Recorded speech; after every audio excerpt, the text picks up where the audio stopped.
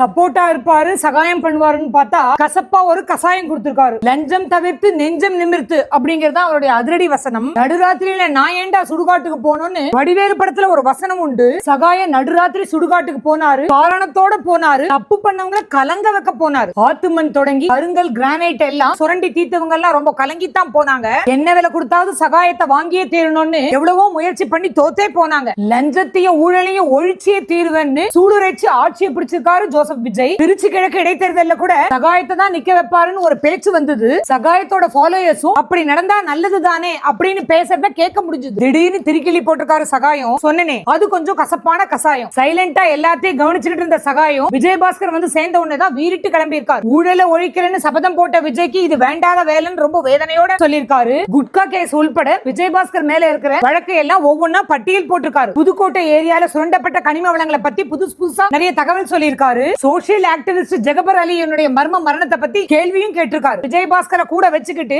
எப்படி ஊழலை ஒழிப்பார் விஜய் அப்படிங்கறதா சகாயத்தினுடைய கேள்வி. இந்த கேள்விக்கு சரியான பதிலோ விளக்கமோ கொடுக்கலன்னா ஜோசப் விஜய் சாருக்கு மெல்ல மெல்ல ஆரம்பிச்சிடும் மக்கள் மனசுல தோல்வி. சிரிக்க சிரிக்க சொல்றவன் எதிரி, அழ அழ சொல்றவன் தான் நண்பன் சொல்லுவாங்க. ஊழல்ல ஊறி உடம்ப வளர்த்துக்கிட்ட பெருச்சாளிங்க சொல்ற குற்றச்சாட்டுகளை பத்தி எல்லாம் விஜய் கவலைப்பட வேண்டிய அவசியம் இல்ல. ஆனா லஞ்சத்துல நாரி புழு பூத்த ஒரு சிஸ்டத்துக்குள்ள இருந்துகிட்டு நெருப்பு மாதிரி நேர்மையா பணி செஞ்ச ஒரு அதிகாரியினுடைய வார்த்தைக்கு அவர் மதிப்பு கொடுத்துதான் ஆகணும். ஆட்சியை நிலைநிறுத்திக்கணும், அதிமுகவை தன்னோட சேர்த்துக்கணும் அப்படிங்கிறது தான் ஜோசப் விஜயனுடைய நோக்கமா. நல்லதொரு முதல்வர் இந்த நாட்டை ஆண்டாருன்னு காலாகாலத்துக்கு வரலாற்றுல நிலைக்கிறது அவருடைய நோக்கமா. திமுகவை எதிர்த்து போக்கஸ்டா அரசியல் பண்ணணும்னா அதுக்கு அதிமுகவை முதல்ல கரைக்கணும் அப்படின்னு விஜய் நினைச்சிருக்கலாம். தீர்ந்த சக்தி, தூர்ந்த சக்தி மற்றும் பலர் அல்லு சில்லுன்னு தான் விமர்சனம் பண்ணவங்களே கொண்டு வந்து இங்க சேர்க்கலாம். வேண்டாத குப்பை சத்தை எல்லாத்தையும் வடிகட்டி நிறுத்திக்கிட்டு சுத்தமான தேனை உள்ள விடுமே, அதுக்கு பேர் தான் பன்னாட. ஆனா அரசியல்ல அந்த குப்பை சத்தையை மட்டுமே தன்னோட வச்சுக்கிட்டு இருக்குமே, அந்த சக்திகளுக்கு தான் விழும் பொன்னாட. ஒருவேளை திட்டம் போட்ட ஸ்ட்ராட்டஜியாவே ஜோசப் விஜய் இதை பண்ணாருன்னா மக்கள் பணி ஆற்றத்தான் வந்திருக்கோம்னு விஜயபாஸ்கர் போன்றோர் சொன்னாங்கன்னா அதை நிஜமாகவே அவங்க செய்யறாங்களான்னு ஆட்சி முடிகிற வரைக்கும் பார்த்துட்டு அப்புறம் அவங்களுக்கு பதவி கொடுக்கலாம். கார்பரேட்ன்றது மிகப்பெரிய சிலந்தி வேலை. அதுல சிக்கின சின்ன பூச்சி தாண்டா உங்க கிராமம். பக்தி படத்துல கனிம வளத்துக்காக ஆக்கிரமிக்கிற வில்லன் விஜய் பார்த்து இந்த வசனத்தை பேசுவார். வில்லனோட சேர்ந்து கள்ளத்தனம் பண்ண விஜய் இப்ப என்ன பண்ண போறாருன்னு எல்லாரும் பரபரப்பா பாத்துக்கிட்டு இருப்பாங்க.